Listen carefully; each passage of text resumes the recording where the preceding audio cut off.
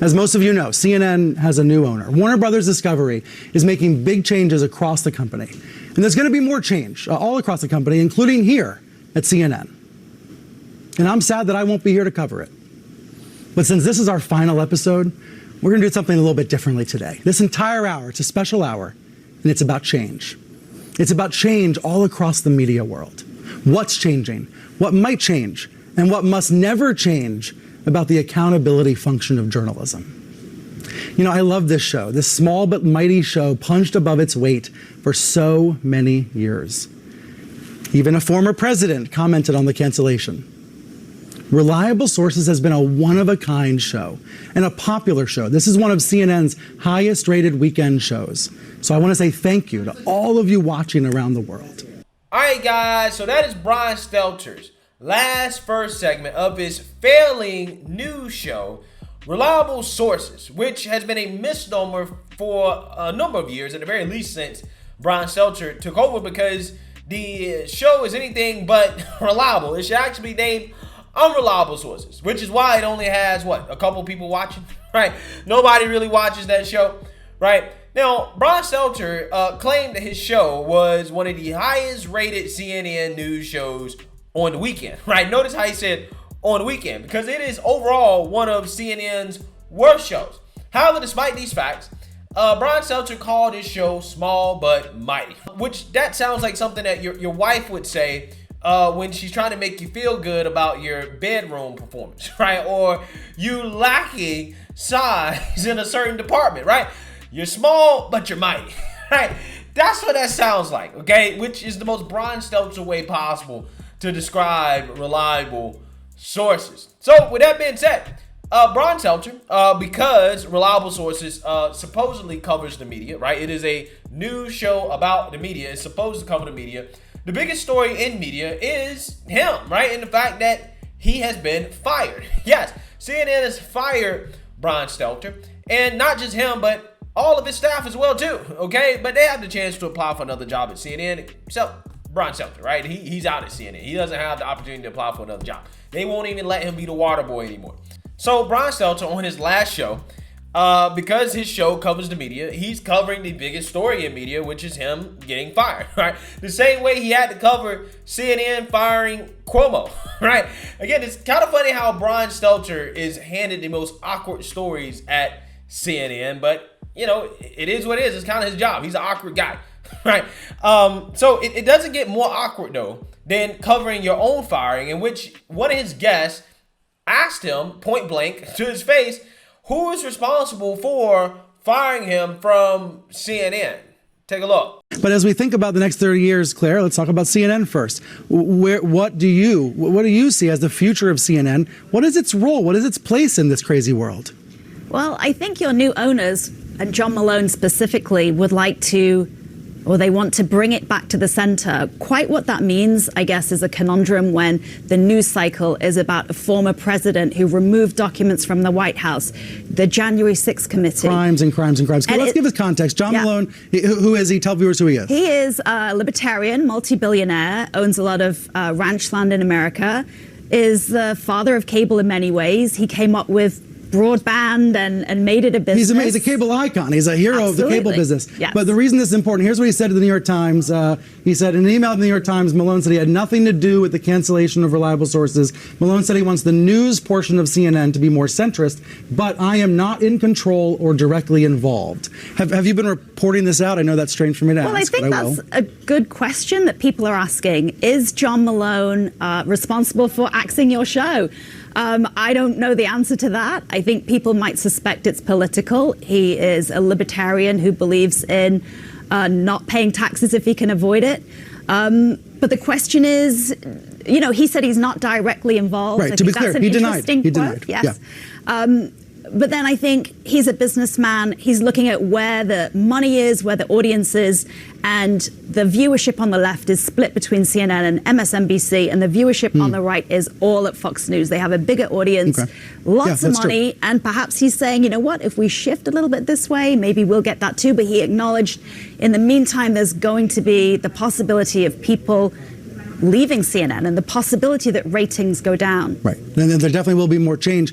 I only know one thing. I know I'm going to be rooting for this place for the rest of my life. David. Yeah, so that is Brian Stelter, along with a guest, basically speculating on who was responsible for having him fired, which, again, is a very strange position to be in. Now, the guy they were talking about is Mr. John Malone, who's on the board of directors for Discovery, which has bought CNN, okay? And John Malone said that CNN needs to be more centrist, okay? They need to get rid of the partisan left-wing hacks like Brian Stelter, whom basically I think is responsible for their drop in viewership.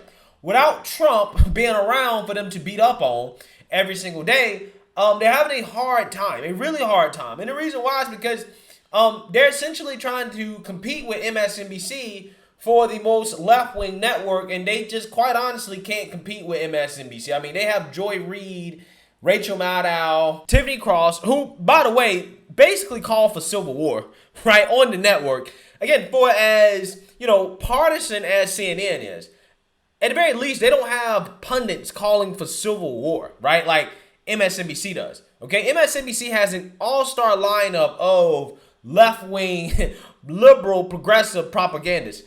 CNN can't compete, right, which makes it so their natural position is to be in the middle, which they have not been ever since Trump got in office. They haven't been. I mean, CNN used to have their glory days back in the early 2010s, right? When Don Lemon was running segments about how young black men need to pull their pants up, right? Where he was agreeing with Bill O'Reilly. You would never hear a segment on Don Lemon where he's agreeing with Tucker Carlson on anything, okay? Again, CNN needs to go back to their roots and actually be bipartisan. But in order for them to do that, they might have to do something that I think that even the new bosses at CNN may refuse to do. They have to have Trump Republicans on the network. They have to be willing to have Trump Republicans, people who support Trump, on the network. And the reason why is because CNN, as of right now, they are willing to have Republicans. They'll bring on the Michael Steeles.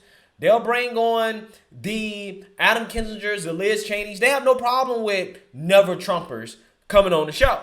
However, the problem is that never Trump Republicans represent a minority in the Republican Party. Most of the voters in the Republican Party are Trump voters. So when you're not bringing on Trump supporters or Republicans that support Trump to the network, you're not actually really getting the right-wing point of view, right?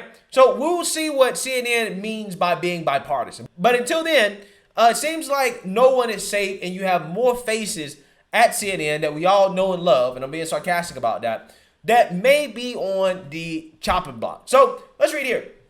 New CNN chairman and CEO Chris Leach did little to calm the nerves of highly partisan employees at the far left network this week after the cancellation of Brian Stelter's show, Reliable Sources. Leach started to evaluate the hyper-partisan so-called talent at the network shortly after he joined CNN, as he aimed to dial down the extreme partisanship that has plagued the network in recent years.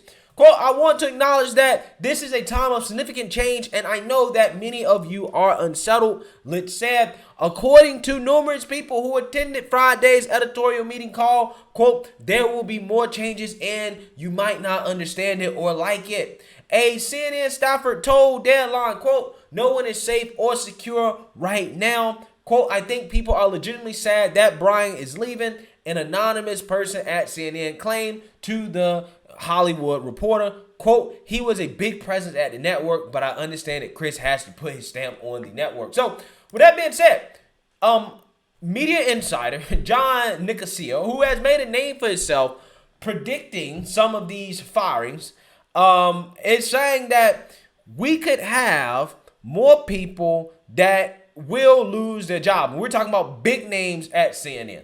Now, before I get into this, I want to say this about John Nicasio. He was right about Brian Stelter, but it seems like up until this point, he was wrong about Joy Reid. This guy said that Joy Reid was going to be out of the door by spring. It's almost the end of summer. Joy Reid still has her show, right? And also last year, he said that somebody was getting fired at CNN that didn't actually get fired. So I'm not sure if this guy actually really has inside sources or whether or not he is just guessing, okay, or whether or not his sources are misleading him. I have no clue.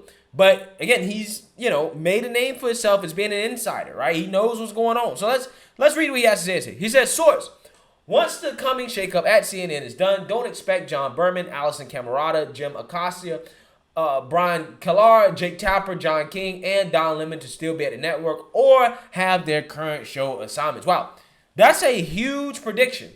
That's basically the rest of their all-star lineup, right? I think everybody's in here except Whoop Blitzer, right?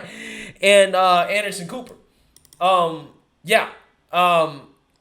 If all those people got fired, then that definitely shows that CNN is serious. I don't actually think they're going to get rid of Don Lemon, okay? I wish they would get rid of Jim Acosta. I can't stand him. I can't stand that guy. They go on, quote, the final stay or go has not been finalized and more names will be added. Source, Stelter was a go because he was seen as working against current management goals, leaking, stirring dissatisfaction internally. One CNN source went on to say he started believing he was the only thing between democracy and anarchy.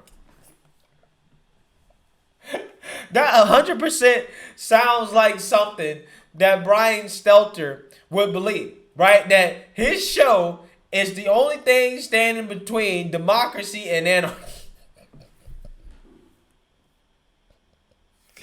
Oh my God. I actually do believe that. Okay. Now, I don't know about anybody else, but as you can see here from this bingo card, CNN is slowly but surely getting rid of some of their biggest faces that we all know and love. Okay. It's just a matter of time before we see who else is out the door at CNN.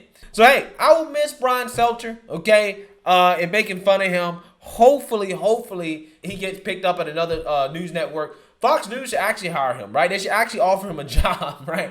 And make him start saying right-wing stuff. That would be hilarious. Or at the very least, I hope that he starts a YouTube channel, okay? I just don't want to stop making fun of him, right? Let me know what you guys think. Make sure you like, comment, and subscribe. Most importantly, share a Black conservative perspective. Peace.